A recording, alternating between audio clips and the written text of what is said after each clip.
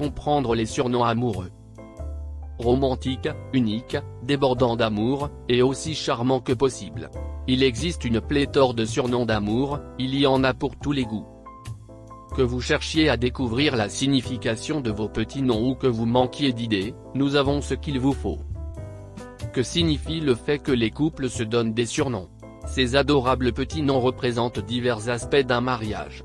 Renommer votre partenaire pour désigner votre zone est une idée fantastique. C'est un symbole d'amour, d'affection et de gentillesse qui peut également vous aider à renforcer vos liens. L'adorable surnom est un excellent moyen de se vanter de votre relation et d'exprimer que tout va bien lorsqu'il est utilisé en public. Voici quelques surnoms qui pourraient vous inspirer pour trouver de nouvelles façons d'exprimer votre amour pour votre partenaire. Continuez à regarder, car il y a quelque chose d'incroyable que vous devez savoir à la fin. Nous reviendrons vers vous juste après l'intro.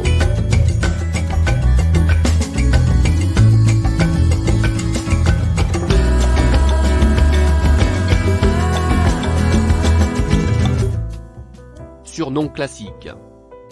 Mon cœur, ma chérie, mon amour, mon ange et ma dulcinée.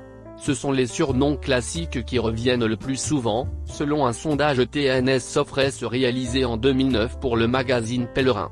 Selon un sondage réalisé par le service de rencontres et d'Arlin en 2016, le surnom le plus populaire chez les Français est Mon cœur. Vous envoyez un message tendre à l'autre avec ces petits noms.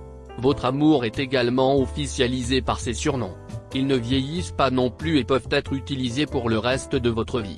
Ils ne sont pas particulièrement inventifs, mais ils vous éviteront d'avoir l'air ridicule en public. Surnom enfantin.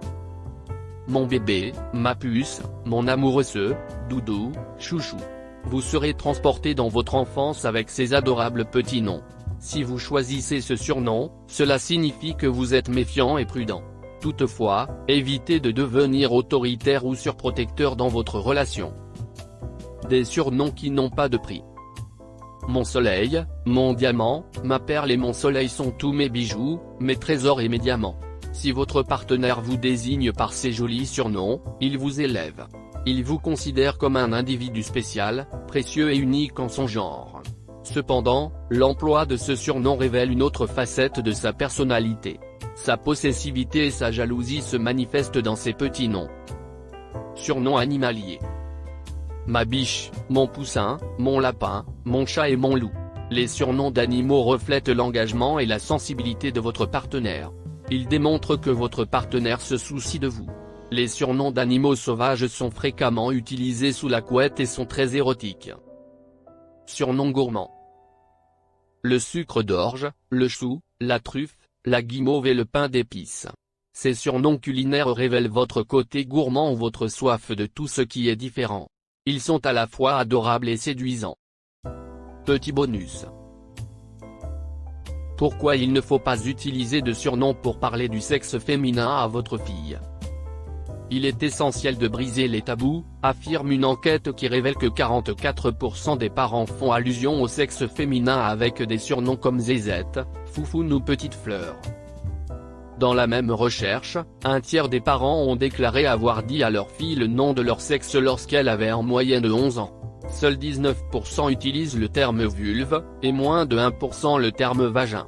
22% des parents ne reconnaissent même pas les organes génitaux féminins en présence de leur enfant. Elle estime que ce serait une erreur majeure.